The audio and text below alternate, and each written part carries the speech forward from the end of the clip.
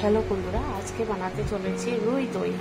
তার জন্য মাছটাকে হলুদ লবণ দিয়ে ভেজে নেব।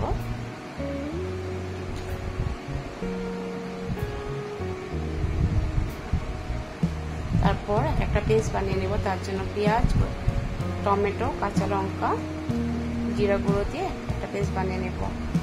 আর মাছটা ভাজা হয়ে গেলে মাছগুলো সব উঠিয়ে নেব।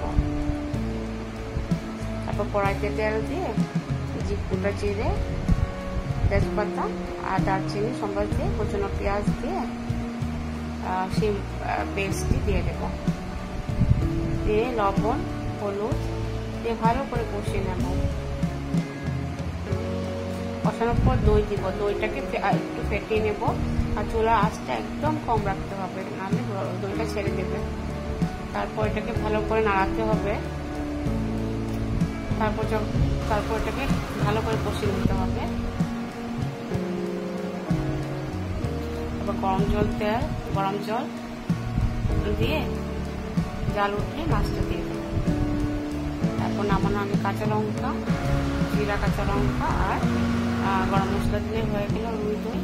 আপনারা এটা ঘরে বানাতে পারেন, খুব টেস্টি হয়।